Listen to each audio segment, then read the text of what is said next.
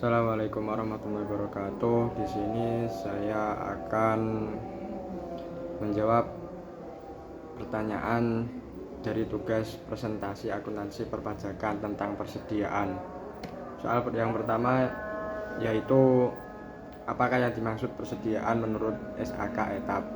Persediaan menurut SAK etap adalah aset yang digunakan dalam operasi bisnis dinilai berdasarkan biaya atau nilai realisasi bersih.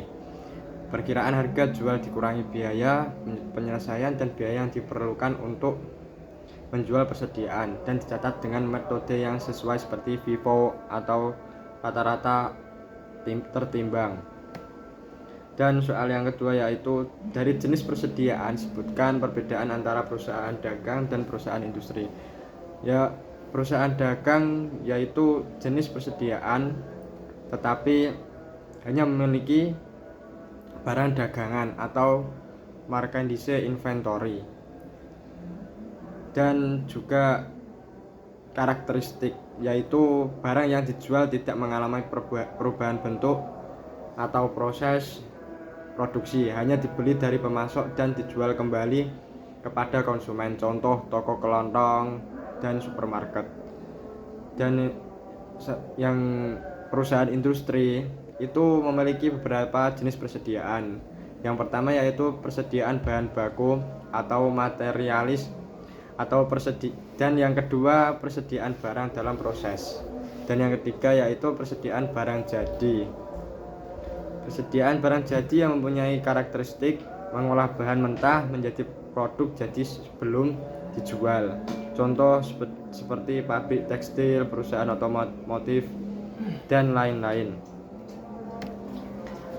Dan yang ketiga yaitu sebutkan perbedaan sistem pencatatan persediaan yang Anda ketahui. Yang saya ketahui yaitu sistem periodik atau juga pencatatan persediaan dilakukan pada akhir periode. Akuntansi cocok untuk usaha kecil atau yang memiliki volume barang besar dengan nilai rendah. Dan yang kedua yaitu sistem perpetual.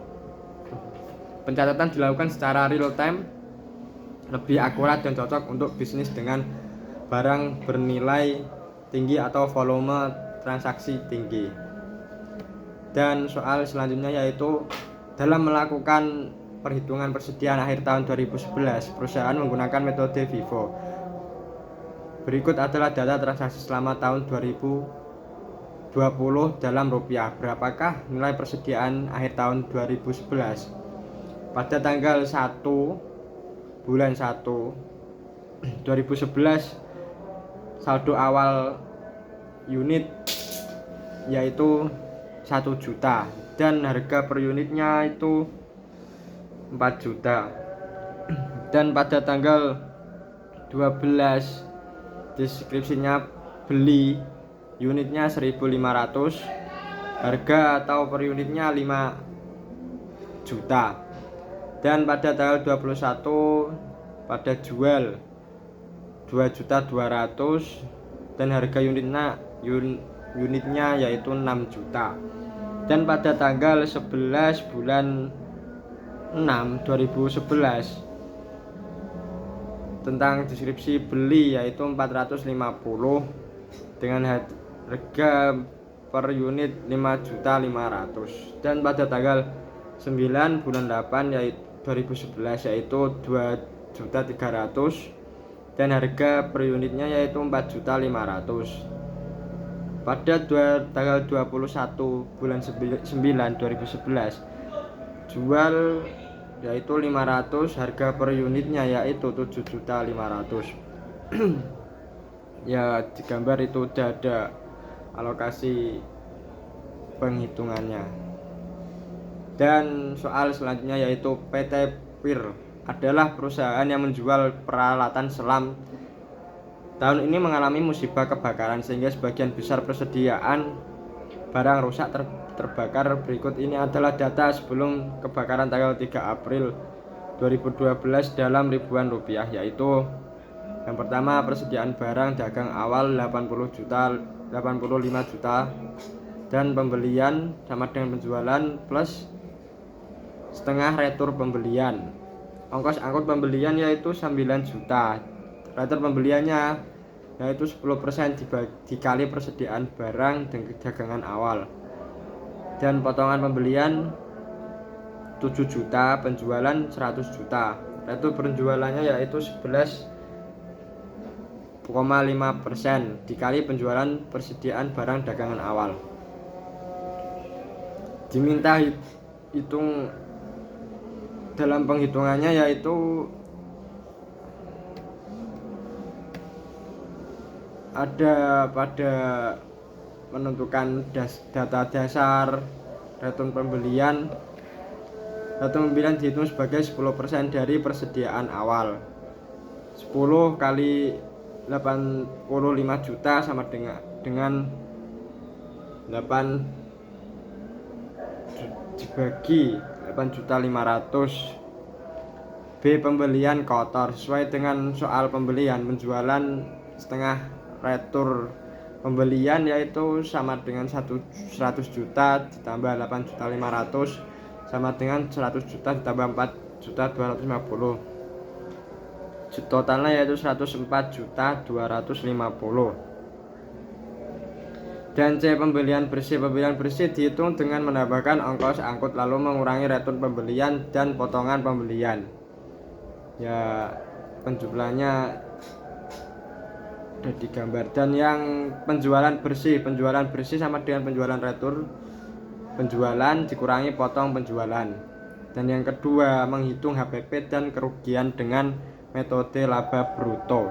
Yang pertama yaitu jika laba bruto 20% dari HPP, laba bruto 20% dari HPP berarti penjualan bersih sama dengan HPP ditambah 20 dikali HPP sama dengan 1,2 kali HPP sama dengan 90 atau 1,2 sama dengan 75 juta. Dan jika laba bruto 15% dari penjualan, laba bruto 15% penjualan berarti HPP penjualan bersih dikurangi 15% dikali penjualan bersih sama dengan 90 dikurangi 90 juta dikurangi 13.500.000 sama dengan 76.500.000. Kesimpulan laba ini, jika laba bruto 20% dari HPP, maka kerugian akibat kebakaran adalah 75.250.000. Jika laba bruto 15% dari penjualan, maka kerugiannya akibat kebakaran adalah 73.750.000.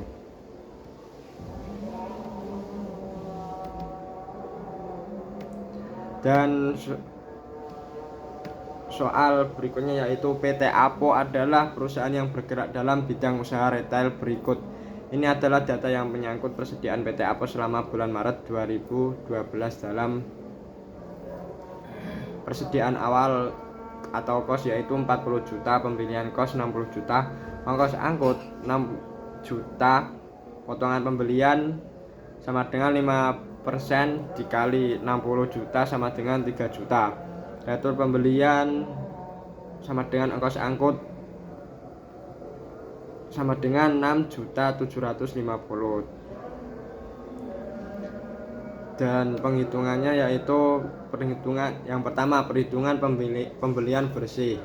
Pembelian bersih sama dengan pembelian kos atau ongkos angkut dikurangi potongan pembelian dikurangi retur pembelian sama dengan purchase allowance sama dengan 60 juta ditambah 6 juta dikurangi 3 juta dikurangi 6.750.000 sama dengan 4.050.000 dan sama dengan dan pada intinya yaitu 52.200.000.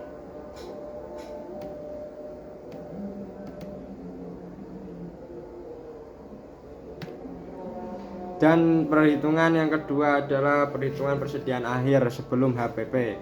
Persediaan akhir sama dengan persediaan awal tambah pembelian bersih dikurangi harga pokok penjualan HPP, yaitu sama dengan 40 juta ditambah 52.200.000 sama dengan 92.200.000.